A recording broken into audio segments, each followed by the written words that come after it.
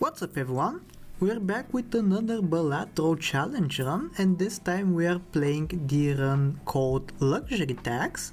Basically the premise of this challenge is that for every $5 that you have, you get a reduction of your hand size. And I actually found a pretty cool workaround for this kind of challenge. So you can see I am running the credit card joker, and it allows you to go up to $20 in debt.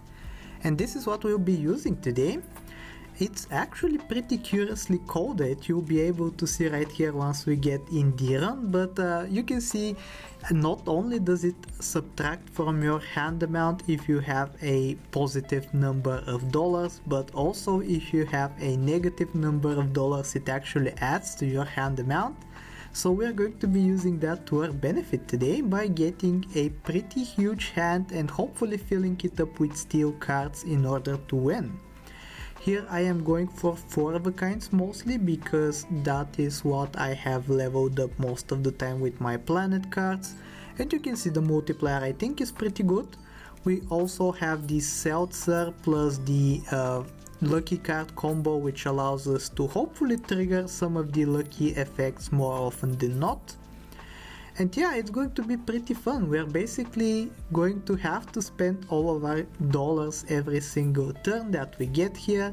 And you can see I'm even selling off the way that I have to earn some extra money with the business card. And instead we pick up the joker that gives us some extra multiplier for the queens that we have in hand.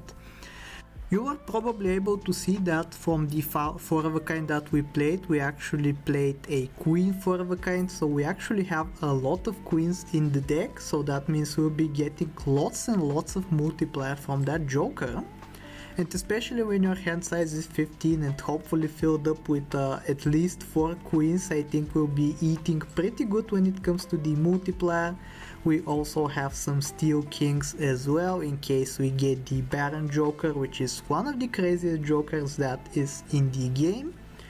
We actually get another steel card in the jack, and that is exactly what we want to see. Like with the hand of 15, obviously you want everything but the hand that you play to be able to give you some extra multiplier, and that will be extra good for us.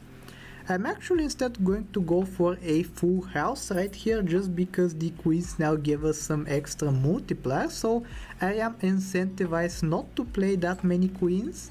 We still have the seltzer though to hopefully trigger a lucky card effect, and I believe it did this time. So let's take a look at the multiplier. We have 350,000. So I think that's pretty good. I think that's enough for us to win the game, like if we were at the last blind.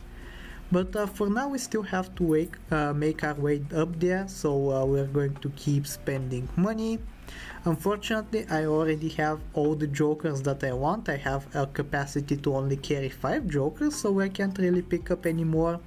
I will have to roll my money away, which in any other situation would feel horrible, but this time because it actually gives us hand size, we are not complaining at all. And you can see right here when we face this boss, even though we have a couple of debuffed cards, I think we'll be perfectly fine. I'm going to discard the jack because it has been debuffed. Unfortunately, it did have a purple seal on it, so it would have given us a tarot card had we not had it debuffed. Whatever the case though, I think we should continue to play properly, maybe play out the 2 aces that I have up at the left. Yep, I finally see that, so we're going to have another full house, which is another hand that I have highly invested in, probably my favorite hand in the entire game if I have to be honest with you. And we win once again, this time with only 130,000 points, and our banana joker also breaks, but I think we should be fine still. We're going to have to find a replacement joker, and I think this raised fist joker is going to be just the right replacement for us. It is foil, so it's going to give us some extra chips, and it's going to give us some extra multiplier as well based on its ability. So yeah, let's hop into the blind once again. This time we have negative $15, so that means hand size is 15. I am not exactly sure how this works, by the way. Maybe if I manage to set my money to exactly minus 20, that may be able to give me one extra hand size, but I'm not too sure about that. I guess we'll see that later on in the run probably. But for now we're going to play out a 4 of a kind, either that or a full house with the aces once again, and hopefully reap the benefits. This time we don't have that many queens in the hand, but at least we have a couple of steel cards as well, so that should be able to give us some multiplier. The seltzer also broke. I guess we had a pretty volatile selection of jokers, every single one of them breaking down just like that. But we do find a replacement, or at least a temporary one, in the reroll joker, giving us one free reroll every single shop phase. But once again, we don't really want free rerolls, we want to pay for the rerolls just to get our money down in the negatives as much as we can. And here, because we weren't able to manage to get down to minus $20, we only get 14 hand size. I believe previously it was 15, but 14 is still going to be plenty. It's going to help us find all that we need. Unfortunately, my deck is not stacked with face cards. It only has like a little bit more than the usual amount, as you can see, so we can't really find a handful of face cards, but I think we should still be fine. We have double queen, maybe combine it with triple king or double jack. Like, you have lots of selections here. I think every single hand is able to win, but you can just mix and match, and hopefully you find a good selection to get the points that you need. So yeah, I also have the joker that gives you extra multiplier when you have a 3 of a kind in your hand.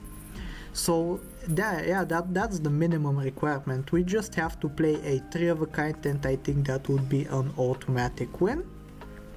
For now though, let's try to improve our deck a little bit further by getting a Emperor, and unfortunately we did not get that good stuff. Like, we got the Hangman, but unfortunately we're going to be winning pretty soon, so the reduced deck size is barely going to matter.